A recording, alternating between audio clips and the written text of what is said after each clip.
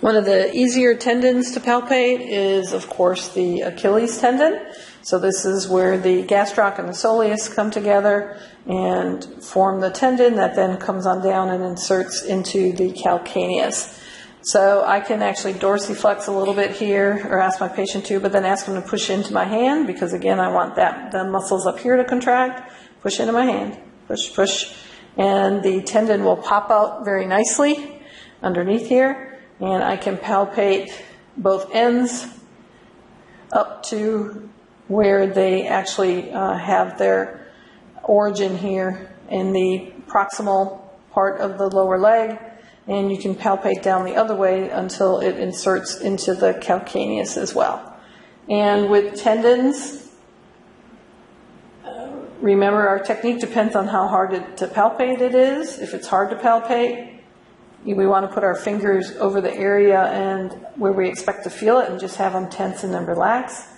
If it's easy, we can put the tip of the finger next to the tendon and just have them contract as needed. So I could have them just step on the gas, put your foot down, and I can definitely feel that tendon contracting underneath my fingers. The biceps femoris tendon is part of the hamstring group. So we have the two medial muscles that come down, semitendinosus and semimembranosus, that insert on the medial aspect of the knee. And then we have the biceps femoris, which comes down and inserts in the lateral aspect of the knee down towards Gertie's tubercle in through here.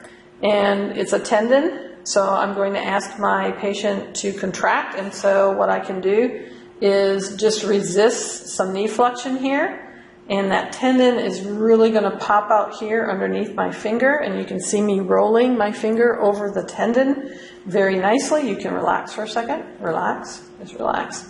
And I can continue to palpate that tendon down into its insertion area. If I want to, I can also go back up to the musculotendinous junction and see where that very ropey tendon disappears.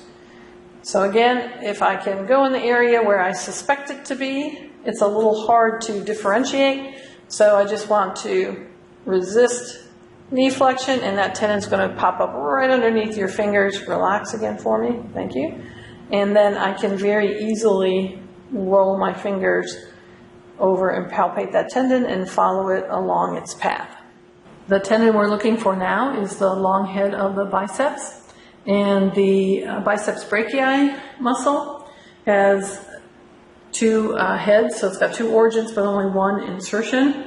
And the short head is going to originate from the coracoid process, but the long head is from the supraglenoid tubercle of the scapula, and it comes again over the top of the humerus then, and will run down where it joins together with the short head of the biceps to form the rest of the biceps. And this is again an important tendon. A lot of times there's dysfunction in the biceps, long head of the biceps, with shoulder pain. Sometimes they'll do biceps tenodesis, where they actually take the long head of the biceps off.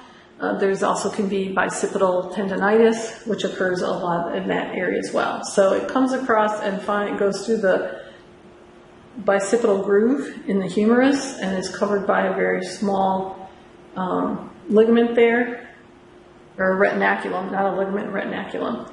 And so typically it's in this area. And one of the ways you can help find it is if you internally and externally rotate the shoulder, you'll feel the tendon roll underneath your fingers. So again, this is a tendon, so it's a rolling type motion, and I can feel that right underneath my fingers as I internally and externally rotate the arm on the patient here.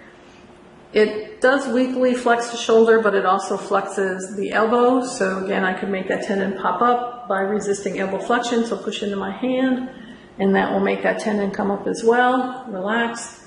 And then to make sure that I'm on it, I can internally and externally rotate the shoulder.